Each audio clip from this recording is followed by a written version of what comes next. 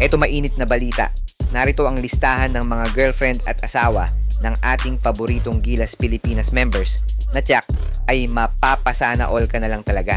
Pero bago yan, like and subscribe lang mga kabady para sa latest basketball news and highlights. Unahin natin ang asawa syempre ng ating national head coach na si Coach Tim Cone. Siya ay si Cristina Villaplana na 33 taon ng kasal kay Coach Tim Cone. Nakilala nila ang isa't isa sa hindi inaasahang pagkakataon na dapat daw ay makakadate ni Coach Tim ang best friend ni Cristina. Pero sa di inaasahang pagkakataon ay mas nagkaroon daw sila ng koneksyon ni Cristina and the rest is history, ika nga. Ayon sa interview, malaki daw ang naging papel ni Cristina Cone sa mga desisyon ni Coach Tim sa kanyang career. Dahil sa kanya, pinili ni Coach Tim na manatili sa Maynila at ipagpatuloy ang coaching sa PBA, particular sa team ng Alaska Aces. Mapunta naman tayo sa pinakapoging miyembro ng Gilas Pilipinas na si Dwight Ramos. Kilala si Dwight sa kanyang all-around skills at pagiging mahalagang bahagi ng Gilas Pilipinas. Matagal ng karelasyon ni Dwight Ramos ang sikat na volleyball star na si Kim Kianadi mula pa noong 2020.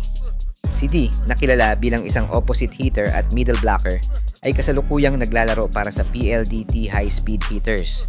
Sa kabila ng kanilang long-distance relationship dahil sa kanilang profesional na commitments sa magkaibang bansa, nananatili silang matibay bilang magkasintahan. Noong Hunyo 2024, ipinagdiwang nila ang kanilang ika-4 na anibersaryo na patunay ng kanilang matibay na samahan. Ibinahagi rin ni D kung paano naging malaking suporta sa kanya si Ramos, lalo na noong panahon ng kanyang injury recovery. Kahit na magkalayo sila, pinatunayan nilang kayang lampasan ang anumang pagsubok sa kanilang relasyon. Ayon sa mga article online, ay kasalukuyang karelasyon ng aktres na si Rere Madrid ang ating Gilas center na si Kai Soto. Si Rere ay kilala sa industriya ng showbiz sa Pilipinas at kapatid ng aktor na si Ruru Madrid. Naging usap-usapan ang kanilang relasyon matapos silang magpakita ng magkasama sa GMA Gala noong June 2024 na tila kumpirmasyon ng kanilang status bilang magkasintahan. Simula noon, madalas nilang ibahagi ang kanilang masasayang sandali sa social media. Noong March 2025, nag-post si Kai ng isang sweet na mensahe para sa kaarawan ni Rere kung saan tinawag niya itong kanyang love, partner, best friend, dream girl, inspiration, stress reliever, princess, at forever. Maraming fans naman ang natuwa sa kanilang relasyon at patuloy silang sinusuportahan ng publiko bilang isa sa pinaka-pinag-uusapang showbiz sports couple sa bansa. Si Chris Newsome, ang co-captain ng Meralco Bolts sa Philippine Basketball Association, ay engaged sa kanyang matagal ng kasintahan na si Cam Lagmay, isang beauty queen at fitness instructor.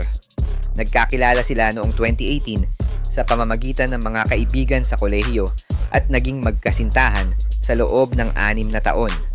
Noong Nobyembre 11, 2024, eksaktong 11:11 ng umaga, naganap ang kanilang engagement. Isang oras na may espesyal na kahulugan para sa kanila.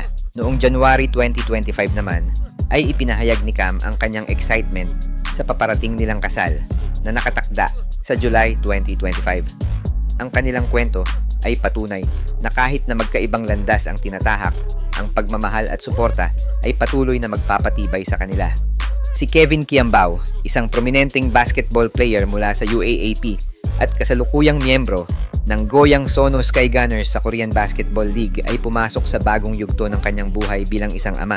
Matagal na ngang kasintahan ni Kevin si Faye Aguila na kamakailan nga ay naging mag-asawa at biniyayaan ng anak last September 2024. Last October 2024, ibinahagi ni Kevin sa TikTok ang mga emosyonal na sandali ng panganganak ni Faye at sinamahan pa ito ng caption na "Embracing a New Chapter". Sa kabila ng kanyang pagiging abala sa basketball, patuloy niyang pinahahalagahan ang kanyang pamilya at ang bagong hamon ng pagiging isang ama.